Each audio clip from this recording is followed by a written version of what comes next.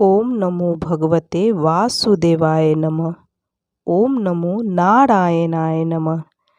जय श्री कृष्णा, जय श्री कृष्णा, जय श्री कृष्णा। हिंदू पंचांग के अनुसार कार्तिक शुक्ल पक्ष की एकादशी को देव उठनी एकादशी कहा जाता है। शास्त्र के अनुसार इसी दिन भगवान विष्णु 4 महीनों के बाद शयन काल से उठते हैं। इस दिन को देवोत्थान एकादशी या प्रबोधिनी एकादशी के नाम से भी जाना जाता है। हिंदू धर्म में 4 माह से रुके हुए सभी मांगलिक और शुभ कार्य इसी दिन शुरू हो जाते हैं। शास्त्र के अनुसार देव उठनी एकादशी का व्रत करने से जीवन में किए गए सभी पापों से मुक्ति मिल जाती है तथा मृत्यु के बाद मोक्ष की प्राप्ति हो जाती है। इस व्रत की महिमा का बखान महाभारत में भी किया गया है। ऐसा कहा जाता है कि यदि व्यक्ति पूरी श्रद्धा के साथ इस व्रत का पालन करे तो उसे भगवान विष्णु की विशेष कृपा प्राप्त होती है। आज हम इस प्रबोधिनी एकादशी की कथा सुनेंगे। बंधुजनों, कभी भी कथा अधूरी ना छोड़ें, कथा पूरी सुने और इसे शेयर ज़रूर करें, क्योंकि यदि आपके द्वारा इस कथा को कोई सुनेगा तो उसका पुण्य फल भी आपको प्राप्त होगा। तो चलिए कथा शुरू करते हैं। श्री कृष्ण भगवान ने कहा, हे अर्जुन, मैं तुम्हें मुक्ति देने वाली कार्तिक मास के शुक्ल पक्ष की प्रबोधिनी एकादशी के संबंध में नारद और ब्रह्मा जी के बीच हुए वार्तालाप को सुनाता हूँ। एक बार नारद जी ने ब्रह्मा जी से पूछा, हे पिताश्री, प्रबोधिनी एकादशी के व्रत का क्या फल होता है?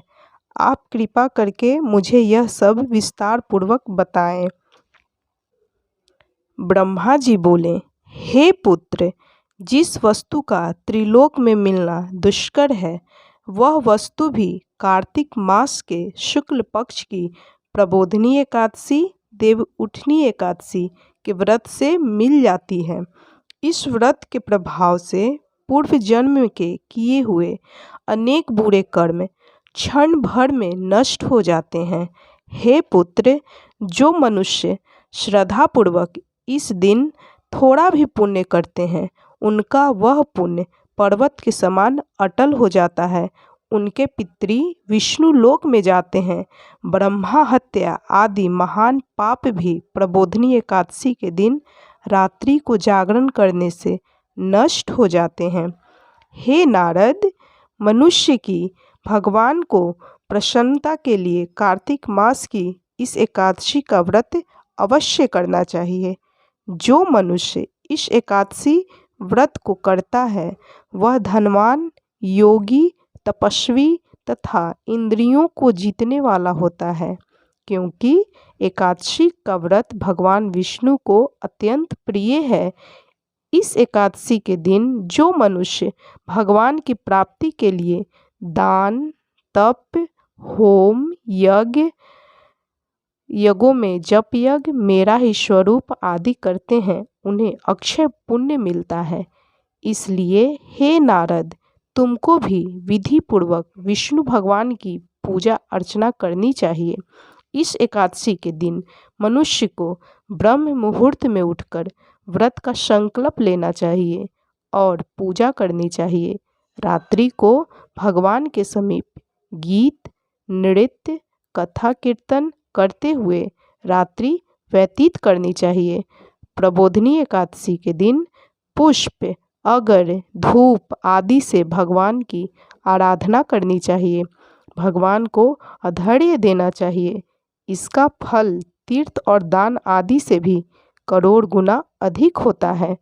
जो गुलाब के पुष्प से, बकुल और अशोक के फूलों से, सफ़ेद और लाल कनेर के फूलों से, दुर्वा दल से, शमी पत्र से, चंपक पुष्प से भगवान विष्णु की पूजा करते हैं, वे आवागमन के चक्र से छूट जाते हैं।